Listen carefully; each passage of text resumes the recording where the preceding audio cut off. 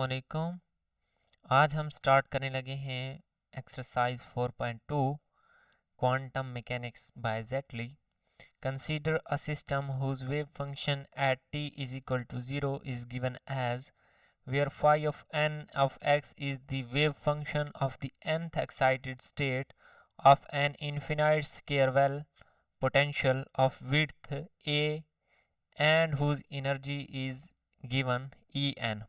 ठीक है, अब हमें एक पोटेंशियल वेल है जिसकी विड्थ ए है, मींस जिसकी लिमिट 0 से ए तक होंगी, वो दी उसकी एनर्जी दी गई है। ठीक है, उसका वेव फंक्शन भी दिया गया है at time t is equal to 0। हमने उसकी एवरेज एनर्जी फाइंड करनी है ए पार्ट में, और बी पार्ट में हमने क्या करना है, अगेन उसका जो टाइम ये है टाइम इंडिपेंडेंट वेव फंक्शन, इसका time dependent wave function find करना है, और उसके साथ साथ क्या है, अगेन उसकी average value of energy calculate करनी है, और रिजल्ट्स को आपस में कंपेयर करवाना है कि वो सेम आती है या नहीं।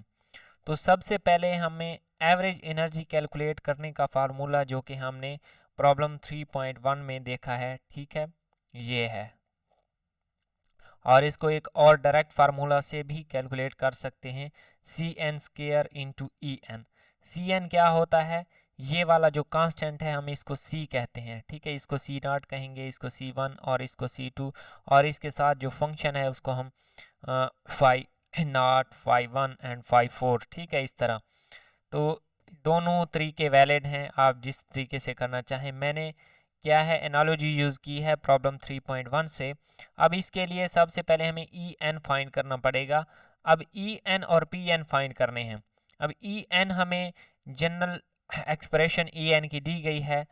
अब हमारे पास यहाँ पे क्या है, एक फाइव नाट है, एक फाइव वन है और एक फाइव फोर है। तो हमें ई नाट, ई वन और ई फोर फाइंड करने हैं। सिंपली एन की जगह ज़ीरो पुट करेंगे तो वो ज़ीरो बन जाएगा ई नाट, एंड एन की जगह वन पुट करेंगे तो वो क्या बन जाएगा, pi square H cut square over 2ma square, जिसको मैं अज्यूम कर लेता हूँ कि ये ई नाट के इक्वल है। ठीक है, ये चीज़ क्या है, ई नाट के इक्वल है, मैंने ये अज्यूम कर लिया है। ये इसको डायरेक्ट आप ज़ीरो ना कह देना कि ई नाट ज़ीरो है, नहीं, बल्कि ये मैं वैसे अज्यूम कर लिया है कि जो ये वाली चीज़ है उसको मैं ई नाट कह देता हूँ। ठीक है, अब नेक्स्ट चीज़ है ई फोर। अब हमने ई फोर के जहाँ एन की जगह फोर रखेंगे तो वो बन जाएगा 16 इंटू ई नाट। ई नाट अब यहाँ पे क्या है, pi square H cut square over 2ma square. अगर आप ये चीज़ लिख दें, ठीक है, ई नाट, ये वाली वैल्यू ज़ीरो नहीं करनी। अब दूसरी चीज़ है पी एन फाइंड करना, जो कि प्रोबेबिलिटी है। वो हमें पता है कि हम दो तरीके से फाइंड कर सकते हैं।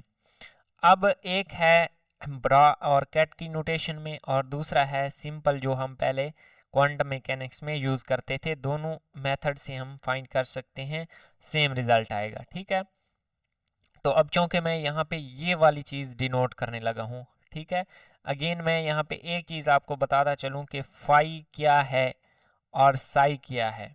साई हमारे पास है कंप्लीट फंक्शन।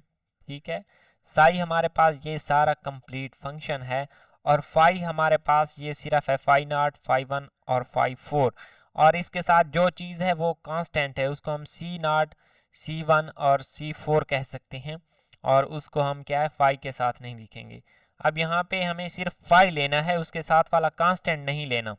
ठीक हो गया, तो अब मैं इसको for n is equal to zero लिख सकता हूँ फाई नॉट इंटू साई।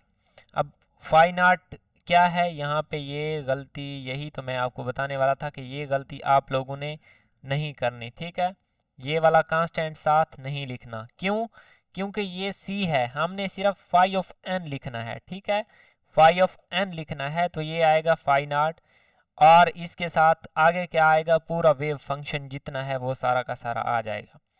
अब ये चीज़ भी हमें पता है कि in the form of bracket अगर फाइव वन और फाइव वन होंगे तो उनका आंसर क्या है, वन आएगा, और इसी तरह फाइव एन और फाइव एम होंगे तो वो ज़ीरो आएगा अगर एन और एम इक्वल नहीं है। तो सिमिलरली हम क्या है, फाइव नाट और फाइव नाट को in the form of bracket क्या लिख सकते हैं, इज इक्वल टू वन लिख सकते हैं। तो अब इस फाइव नाट को हर टर्म के साथ अलग अलग मैंने क्या है लिख दिया है। पहले फाइव नाट है, ठीक है, ये वाली चीज़, अगेन ये सारी चीज़ें आगे मैंने सेम वही वेव फंक्शन लिख दिया है। अब नेक्स्ट क्या किया है, इस फाई नॉट को फाई नॉट के साथ, इस फाई नॉट को फाई 1 के साथ, इस फाई नॉट को फाई 4 के साथ लिखा है। ठीक है, स्टेप बाय स्टेप। अब देखें ये चीज़ हमारे पास 1 बन जाएगी, ये 0 बन जाएगी और ये भी 0 बन जाएगी। तो ये दो टर्म्स क्या है, ख़त्म हो जाएंगी और पी नॉट हमारे पास क्या बन जाएगा, 3/√30 का स्क्वायर, जो कि बन जाएगा 9/30। अब ये एक तरीका है। दूसरा तरीका है, हम इसको लिख सकते थे सी एन का स्क्वायर। ठीक है, सी एन का स्क्वायर मीन्स यहाँ पे n इज इक्वल टू 0 था तो सी नॉट का स्क्वायर। सी नॉट क्या है, सी नॉट जो हमारे वेव फंक्शन में फाई नॉट के साथ जो चीज़ है वो सारी सी नॉट है। ठीक है, तो उसका स्क्वायर बन जाएगा 9/30। ठीक है, बोथ वे से सेम आंसर आएगा। और इसी तरह P1 क्या आएगा, P1 हमारे पास क्या आएगा 16/30 एंड ये चीज़ है C4 और ये C4 का स्क्वायर क्या बन जाएगा 1/6 बन जाएगा, जो कि P4 के इक्वल है।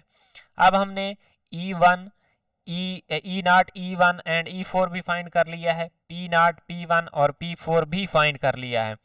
तो अब हमने एवरेज एनर्जी इसकी फाइंड करनी है। तो सिंपली जो मैंने सबसे पहले इक्वेशन लिखी थी in this form of summation EN/PN की फॉर्म में, तो वही हम यहाँ पे लिख देंगे। ठीक है, उस समेशन को मैंने खोल दिया है किस चीज़ के लिए, गिवन वेव फंक्शन के लिए। उसमें E0 मौजूद है, E1 मौजूद है और E4 मौजूद है।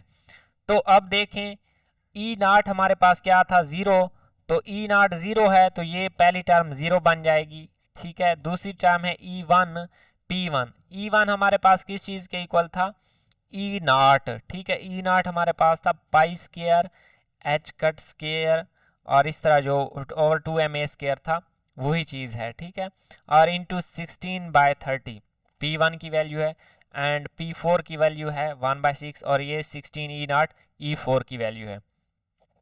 अब देखें मैं यहाँ से E0 को कॉमन ले लेता हूँ तो ये चीज़ आ जाएगी और 16 को कॉमन ले लेता हूँ तो यहाँ पे हम इसका LCM लिख सकते हैं 30 और ये 1 प्लस ये बन जाएगा 6 और 6 वाला इस पे क्या है 5 बार जाएगा तो ये आ जाएगी 16/5 इंटू E0, जिसको हम 3.2 E0 लिख सकते हैं। और यहाँ पे आपने एक बात का ख़ास ख्याल रखना है, यहाँ पे E0 की वैल्यू पुट कर देनी है। ठीक है, क्योंकि E0 2 बार आ रहा है तो आपने E0 के लिए ये वैल्यू पुट कर देनी है पाई square H cut square over 2ma square. ठीक है, या आप इसको E प्राइम के साथ डिनोट कर दें या किसी और चीज़ के साथ, क्योंकि वो मिक्स हो रहे थे। अब दी स्टेट साई ऑफ xt, अब हमने उसका time dependent wave function calculate करना है। तो टाइम डिपेंडेंट वेव फंक्शन किस तरह हम कैलकुलेट कर रहे हैं, उसका जनरल फार्मूला ये है। ठीक है, sigh of n of x e⁻⁻⁰ over t। अब देखें ये बन जाएगा 3/√30 फाई नॉट और उसके साथ क्या बन जाएगा E0 और इसी तरह ये 4/√30 फाई 1 इंटू ई की पावर ये E1 बन जाएगा और फाई 4 के साथ यहाँ पे E4 बन जाएगा। अब देखें यहाँ पे अगर मैं इक्वेशन 1 जो को मैंने नेम दिया था E0 E1 और E4 की वैल्यूज़ जहाँ पे कैलकुलेट की थी वो पुट करेंगे तो ये E0 की वैल्यू 0 थी तो e की पावर 0 ये 1 बन जाएगा।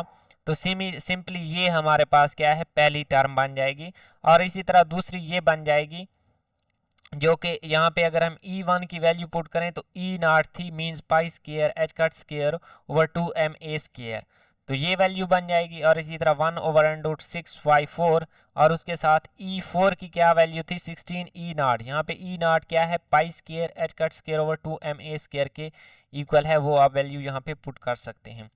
अब देखें वेव फंक्शन टाइम डिपेंडेंट अब हमारे पास आ चुका है। अब हमने यहाँ पे क्या कैलकुलेट करना है, अगेन इसकी एवरेज एनर्जी कैलकुलेट करनी है जो कि सेम फार्मूला है। ठीक है, वो हम कैलकुलेट कर लेते हैं। अब E1 क्या है, E1 हमारे पास E0 0 है, E1 दिस चीज़ के इक्वल है और E4 दिस चीज़ के इक्वल है। ठीक है, अब ये E एवरेज हमने कैलकुलेट करना है तो यहाँ से E एवरेज अगेन वही सेम E1 E0 और E4 की वैल्यू हमने कैलकुलेट कर ली, सेम वही आएंगी। ठीक है, क्योंकि हमें En दिया गया है।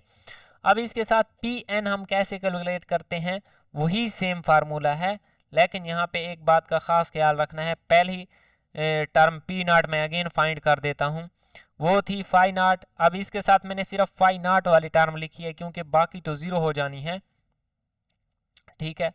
तो इस तरह मैंने बाकी टर्म्स को नहीं लिखा। और इसी तरह P1 कैलकुलेट करने के लिए ये वही सी नॉट का स्क्वायर आ जाएगा। मीन्स क्या है, सी नॉट का स्क्वायर मतलब है जो पहली टर्म है ये 9/√30, तो यही आ जाएगी, ठीक है। 9/30 आनी थी, सॉरी 9/30। यहाँ पे √30 नहीं है बल्कि यहाँ पे है 30 सिर्फ, ठीक है। ये गलती से मिस्टेक हो जाती है, आपने इसको करेक्ट कर लेना है। 9/30। अब P1 हमने कैलकुलेट करना है। P1 के लिए हम क्या है, phi1 यूज़ करेंगे और इसी तरह दोनों साइड पे, और इस साइड पे हमने क्या है, पूरा वेव फंक्शन लिखना होता है। और वेव फंक्शन में मैंने सिर्फ phi1 वाली टर्म लिखी है क्योंकि बाकी तो जब phi1 के साथ उनका नोटेशन आएगा तो वो ज़ीरो बन जाएगा।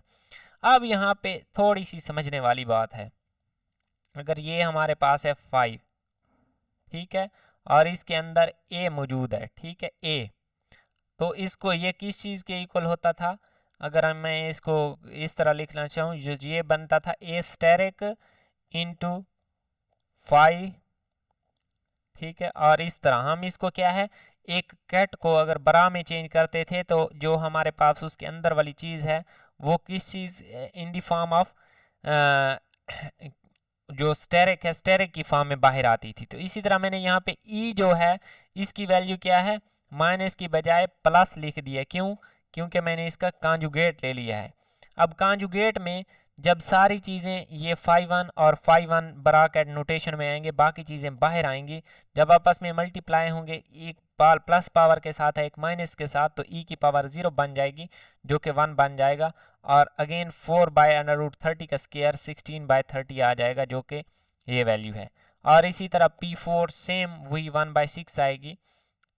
अब अगर ई नॉट पी नॉट और E1 P1 और E4 P4 की वही सेम वैल्यूज आई हैं तो एवरेज एनर्जी भी वही सेम ही आएगी, ठीक है, वही सेम एनर्जी आएगी। और यहाँ पे E naught is equal to pi square H cut square over 2ma square है। ये ज़रूर इसको डिस्टिंग्विश कर लेना है, ठीक है, क्योंकि अगर कोई टीचर आपका पेपर चेक करेगा तो वो इसको कहेगा कि ये आपने कैसे इक्वल कर दिया, तो आपने उसको डिस्टिंग्विश कर लेना है, ठीक है। मिलते हैं नेक्स्ट वीडियो में, अल्लाह हाफिज़।